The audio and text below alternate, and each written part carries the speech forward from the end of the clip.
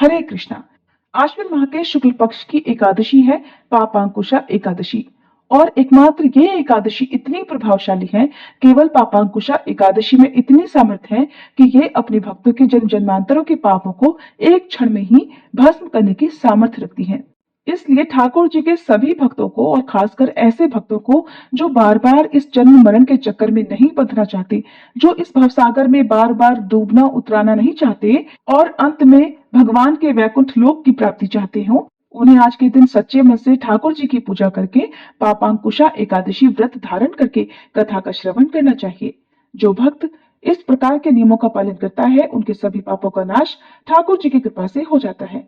प्रिय श्रोताओं, इस कलयुग में हम सभी से छोटे बड़े पाप कर्म नियमित रूप से या कभी न कभी होते ही रहते हैं और भविष्य में भी होते रहेंगे। और यदि इन पापों का प्रायश्चित ना किया जाए तो हमें बार बार इन पापों का दंड भुगतने के लिए इस पृथ्वी पर जन्म लेते ही रहना होगा।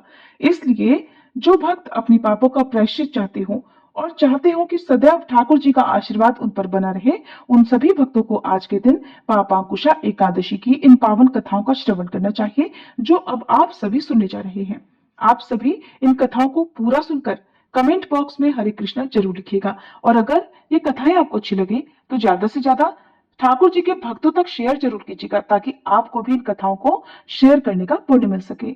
एक बार की बात है, एक जगह पर सत्संग चल रहा था। भारी भीड़ इकट्ठा थी और वहीं पर एक संत महाराज प्रवचन दे रहे थे।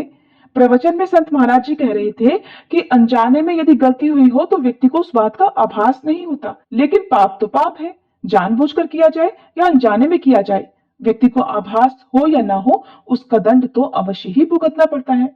इसलिए अतीत में तुमसे जो पाप हो गए हैं उनका प्रायश्चित करो और भविष्य में कभी पाप ना करने का संकल्प लो। इस तरह संत महाराज जी प्रवचन दे रहे थे और आसपास सभी भक्तगण उनके प्रवचन को बड़ी श्रद्धा से तल्लीनता के साथ सुन रहे थे।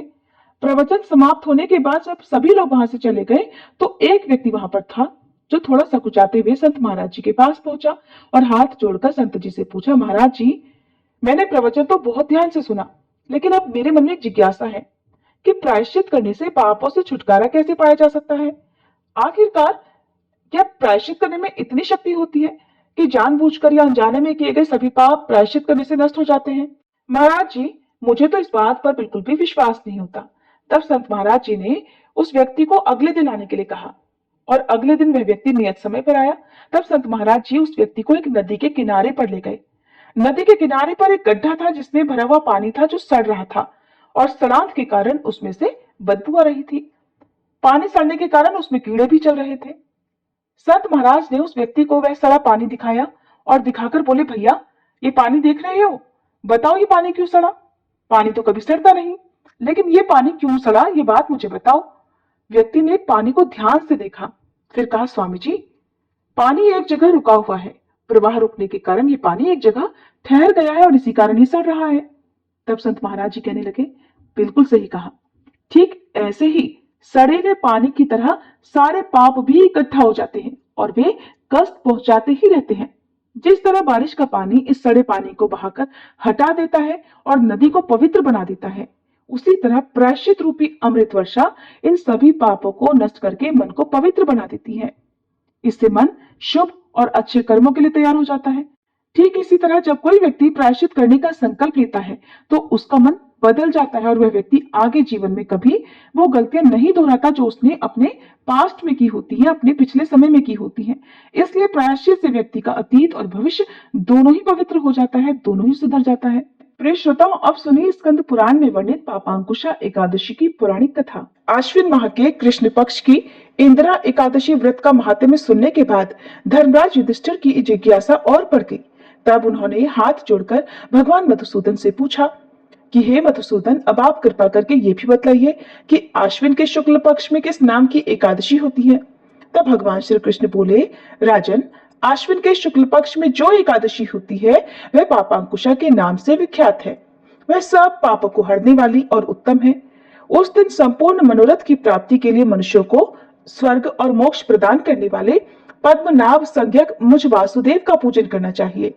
जितेंद्रिय मुनि चिरकाल तक कठोर तपस्या करके जिस फल को प्राप्त करता है वह उस दिन भगवान गरुड़ ध्वज को प्रणाम करने से ही मिल जाता है। पृथ्वी पर जितने तीर्थ और पवित्र देवालय हैं, उन सब के सेवन का फल भगवान विष्णु के नाम कीर्तन मात्र से ही मनुष्य प्राप्त कर लेता है। जो शारंग धनुष धारण करने वाले सर्वव्यापक भगवान जनार्दन की शरण में जाते हैं, उन्हें कभी यमलोक की यातना नहीं भुगतनी पड़ती। यदि अन्य कार्य के प्रसंग से भी मनुष्य एकमात्र एकादशी को उपवास कर ले, तो उसे कभी यम यातना नहीं प्राप्त होती। जो पुरुष विष्णु भक्त होकर भगवान शिव की निंदा करता है, वह भगवान विष्णु के लोक में स्थान नहीं पाता, उसे निश्चय ही नरक में गिरना पड़ता है।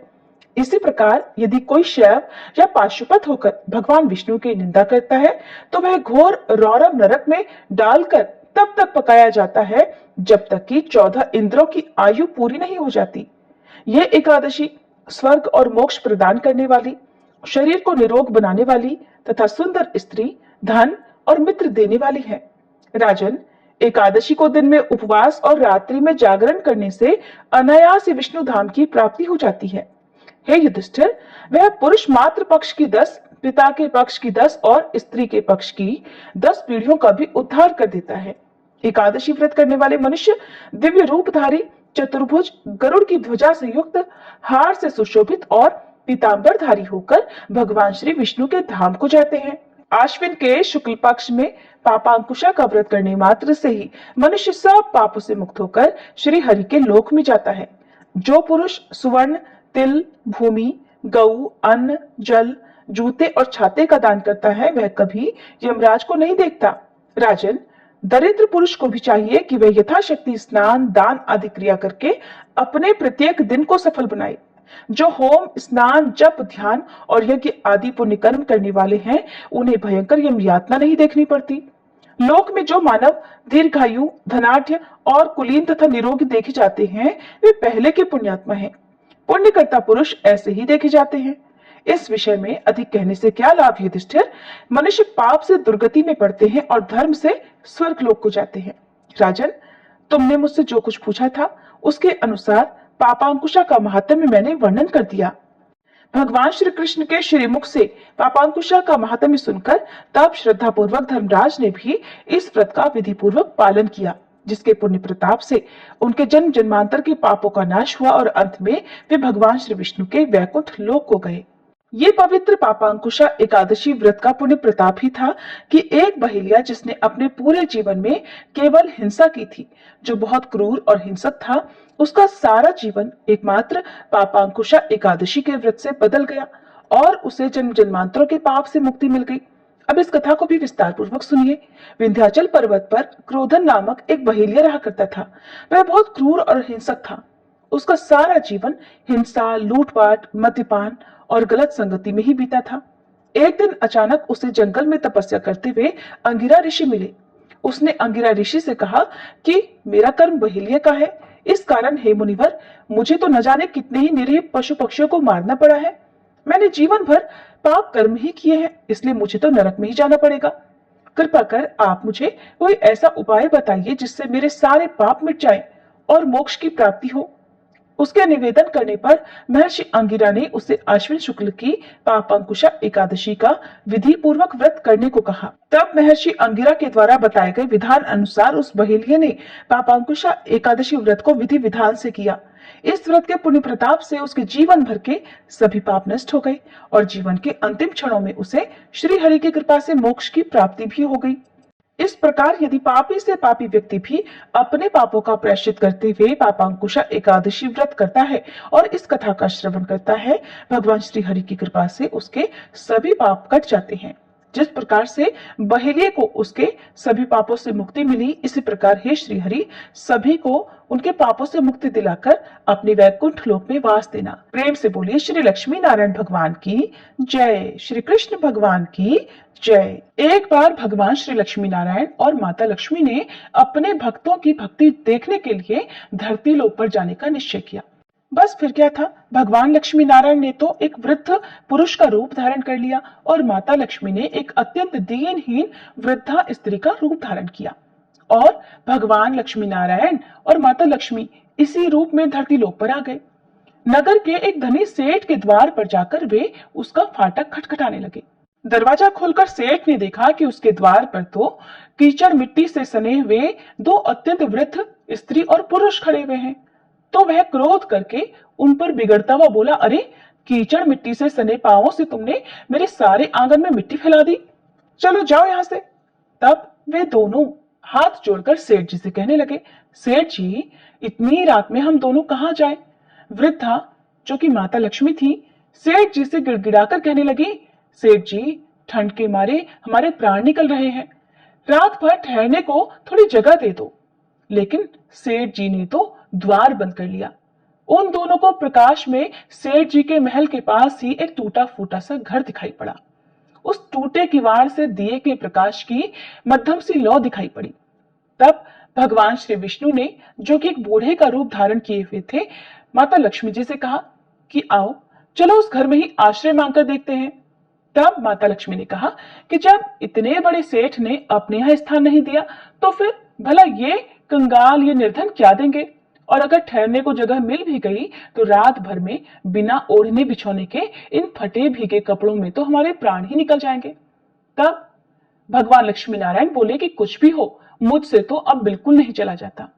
ऐसा कहते ही उन्होंने थोड़ा आगे बढ़कर उस टूटे फूटे द्वार को खटखटाया। दूसरे ही क्षण हाथ में दिया थामे, मैली फटी साड़ी पहने एक कमजोर सी स्त्री ने द्वार खोला। उन दोनों की दशा देखते ही करुणा भरे स्वर में वह स्त्री बोली, हाय आप लोग इस अंधेरी रात में कहां भटक रहे हैं? आइए आइए भीतर आ जाइए। उन्हें सहारा देकर वो अपने घर के भीतर ले गई। छोटी सी कोठरी में दो टूटी फूटी चारपाइयां पड़ी थी। उन्हीं में से एक को खाली करके वह स्त्री उन दोनों वृद्ध स्त्री पुरुषों से बैठने के लिए कहने लगी। दोनों के कपड़ों से पानी चूकर कोठरी गीली हो गई, किंतु उस स्त्री ने उसकी बिल्कुल भी परवाह नहीं की, बल्कि जल्दी जल्दी अंगीठी में आग सुलगाकर उन दोनों वृद्ध स्त्री पुरुषों को आग तापने के लिए कहा। फिर अरगनी पे से दो पुराने लेकिन धुले हुए साफ कपड़े लाकर उन दोनों को देते हुए बोली, बाबा माताजी आप लोग अपने भीगे कपड़े उतारकर इन्हें लपेट लो। बाबा मैं क्या करूं, बहुत गरीब हूं ना, आज आपको बस इन्हीं दो कपड़ों में गुजर करनी होगी। आपके कपड़े मैं निचोड़ कर फैला दूंगी, जब सूख जाएंगे तब आप उन्हें पहन लेना। उन्हें कपड़े बदलवाकर वह अपने आंगन में गई और दो पीतल की छोटी छोटी थालियों में बथुए का साग और बाजरे की रोटियां रखकर ले आई और बड़े प्रेम से, माताजी ये लीजिए भोजन कर लीजिए, आज मेरे घर में यही भगवान का प्रसाद है। लेकिन माताजी मुझे बहुत दुख हो रहा है कि न तो मेरे घर में घी है, न दूध है, न चीनी है, आपको बस यही रूखा सूखा भोजन करना होगा। तब वह वृद्धा स्त्री बोली, कोई बात नहीं बेटी, हमें तो ये भोजन बड़ा स्वादिष्ट लगा। वे दोनों खाते हुए बोले। थोड़ी ही देर में उस स्त्री का पति भी आ गया। वह बेचारा भी काम की तलाश में दिन भर भटक भटक कर अब थका मारा घर लौटा था। पत्नी ने अतिथियों को भोजन खिला देने के बाद चुपके से द्वार पर ही अपने पति को सारी बात बता दी। सुनकर उसका पति भी बड़ा प्रसन्न हुआ। फिर दोनों ने अपने बिछौने उन दोनों वृद्धों को देकर उन्हें तो चारपाई पर सुला दिया और खुद दोनों एक फटा टाट ओढ़कर धरती पर लेट गए। प्रातःकाल होते ही जब बारिश बंद हो गई और वे दोनों वृद्ध स्त्री पुरुष जाने लगे, तब स्त्री ने उन्हें हाथ जोड़कर सूरज निकलने तक रोका। फिर घर में जो कुछ चने पड़े हुए थे उन्हें पीसकर आटा गूंधा, रोटियां बनाई, उनके लिए रास्ते में खाने के लिए बांध भी थी और बोली, माताजी हम बहुत निर्धन हैं, इसी से जैसी सेवा करनी चाहिए थी वैसी तो मैं बिल्कुल भी नहीं कर सकी, आशा है आप हमें क्षमा कर देंगे। बूढ़ी स्त्री अर्थात माता लक्ष्मी ने उत्तर दिया, बेटी हम गरीबों की जो सेवा तुमने की है उसका फल तुम्हें भगवान अवश्य देंगे। आज तो जो भी चीज को छुएगी वो दिन भर खाली नहीं होगी। ऐसा कहकर वृद्ध रूपधारी भगवान लक्ष्मी नारायण और माता लक्ष्मी जी तो वहां से चले गए। अब उस स्त्री को अपनी बथुए की हांडी को साफ करने की याद आई। रसोई में जाकर जैसे ही उसने हांडी उठाई तो देखकर उसकी आंखें आश्चर्य से खुली की खुली रह गई। उस हांडी में अशर्फियां भरी हुई थी। अब जो उसने उसे उलटकर रखा तो वो दोबारा भर गई। जैसे ही वह स्त्री उन अशर्फियों को हांडी से निकालकर एक तरफ रखती कि वह हांडी दोबारा से अशर्फियों से भर जाती। ऐसा करते करते दिन भर में उसकी कोठरी अशर्फियों से भर गई। बस फिर तो उसके पति ने उन अशर्फियों को बेचकर बढ़िया सा घर ले लिया, एक कपड़े की दुकान खोल ली, घोड़ा गाड़ी खरीद ली और वे अब बड़े सुख से रहने लगे। उधर उस सेठ को जब ये पता चला कि उसके निर्धन पड़ोसी एक रात में ही अमीर हो गए हैं, तो उसने उस स्त्री और उसके पति को बुलाकर सारी बात पूछी। स्त्री बड़ी भोली भाली थी, उसने बड़ी सरलता से सारी बात सेठ को बता दी। अब तो सेठ और सेठानी को रात दिन यही चिंता रहने लगी कि किसी प्रकार वे करामाती वृद्ध स्त्री पुरुष मिल जाएं, तो वे भी घर भरकर अशर्फियां प्राप्त कर लें। भगवान तो सब लोगों के मन की बात जान ही लेते हैं। एक रात जब बहुत जोर की बारिश हो रही थी, ओले भी पड़ रहे थे, तब वही वृद्ध स्त्री पुरुष यानी कि भगवान लक्ष्मी नारायण और माता लक्ष्मी जी फिर उसी सेठ के द्वार पर पहुंच गए और दरवाजा खटखटाने लगे। खटखटाहट सुनते ही सेठ ने बिजली के प्रकाश में से झांक कर उन दोनों को पहचान लिया और जल्दी जल्दी सेठानी को उन्हें लेने के लिए भेजा। बिजली बुझाकर एक दिया हाथ में लेकर सेठानी बाहर आई और झूठी ममता दिखाकर बोली, हाय हाय बाबा, तुम कहाँ भटक रहे हो, आओ अंदर आ जाओ। फिर घर की सबसे टूटी फूटी चारपाई पर उन्हें बिठा दिया। घर में बहुत सारे गर्म कपड़े होते हुए भी वो उनके लिए जानबूझकर 2 फटे पुराने वस्त्र लेकर आई और बोली, बाबा घर में इस समय बस यही है। फिर उनसे बिना पूछे ही घर की सबसे घिसी पुरानी थालियों में बथुए का साग और बाजरे की रोटी भी ले आई। ओढ़ने को 2 फटे कंबल भी कहीं से मांग कर दे दिए।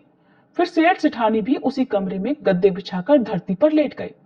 सुबह अंधेरे होते ही जब वे दोनों वृद्ध स्त्री पुरुष वहां से जाने लगे, तो सेठानी ने चने पीस कर रोटी बनाई और उनके लिए बांध दी और बोली, माता हम बड़े दरिद्र हैं, आपकी बिल्कुल भी सेवा नहीं कर पाए, आशा है आप हमें क्षमा कर देंगी।